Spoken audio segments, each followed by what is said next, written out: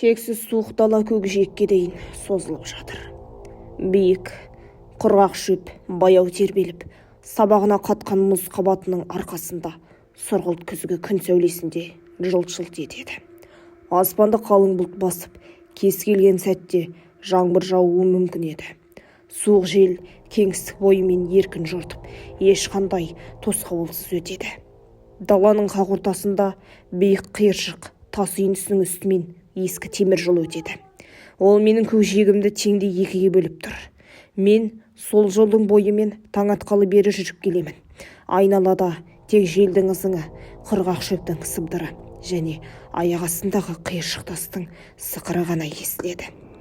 Пейзаж сияқты көрінетін, кейде дала орнына шығын батпақ, жас тоғай, өрттен күйіп кеткен ағаштар, немесе салбыраған сымдары бар электр бағаналары кездесетін. Бірақ ешқашан елді мекен немесе қалың орман жолықпайтын.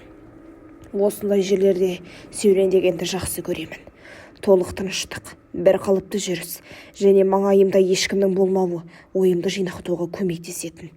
Өткеннің жылы сәттерін есіме түсіріп, бар дүниедей бір сәтке ажырап, ештеңеге алаңдамай тек алға жүре беруге мүмкіндік береді. Осы орынды тапқаным жақсы болды. Бұған дейін қаланың шетінде шағын ормандар мен топырақ жолдарының бойында сансыз көп салалары бар шағын өзендердің жағасында серуендейтінмін. Ондай жерлерде бақыттан жаңылмас үшін өзім сызған картаға қайта-қайта қарауға тура келетін. Ал темір жол әлде қайда ыңғайлы, тарамдаған жолдар жоқтың қасы. Бағыты анық, ал айналасындағы пейзаждар әдетте тыныш және өзгеріссіз. Бұл жол қазір пайдаланылса жоқ.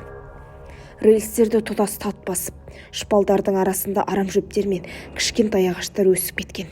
Бағаналар қисайып, бояулары сөгіліп, темір бөлшектері таттанып тұр. Ондаған жылдар бойы ұмыт қалған бұл жерді меланхолиялизмді түгел жайлап алғандай. Мұнда тіпті уақыттың өзі тоқтап қалғандай көрінеді. Бәрі үнсіз, қозғалыссыз, қимылсыз. Ойға шомып келе жатқанымда алыстан кішкентай ақшылдақ көрінді. Картадан ондай нәрсені байқамағаным анық есімде. Монокулярымды алып қарасам, бұл ескі темір жол будкасы екен. Мұндай шағын үйлерде жыл өткелінің кезекшілері жұмыс істейтін. Іші аса үлкен болмаса да, мен үшін жеткілікті. Егер іші аман болса, бүгінгі түнді осында өткізуге болады. Будкаға жақындағанымда, оның расымен ұзақ уақыттан бері қараусыз қалғаны байқалды. Қабырғасы сұрғылт кірпіштен өрілген, бір кездері қызыл болған бояу жұрнағымен қалған. Темір баспалдақтарының тұтқалары мен терезелеріндегі торлар тат басып, айналасын жапырақсыз бұталар қаптапты. Жерге қарап баспалақпен жоғары көтерілдім. Қалың темір таппақтан жасалған, бояу жылынған, есік айқара ашық тұр. Оның үстіндегі шағын қалың қалқа бір шегемен ғана ілініп, әрең тұр екен. Ішке кіргенімде іші күңгірт әлі салқын болды.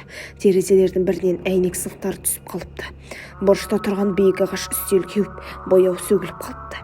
Далаға қайта шығып, есікті қозғап көрдім. Әлі де мықты, тіпті қисаймағанда. Иә, осында тоқтағаным дұрыс болар. Бұлттар қоюланып, жаңбырдың жақындағанын сездіріп тұр. Кенет қайттан будкаға кіруге батыл қадам жасадым. Оны тексеріп жүргенімде әлденеден адамның кейпіне ұқсас бір денені байқадым. Жақындап қарасам, ол шіріген адам болып шықты. Қатты үрейлендім. Алайда оны байқағаным соншалық аш болдым. Және де сол шіріген адамның бір жіліктерін жедім.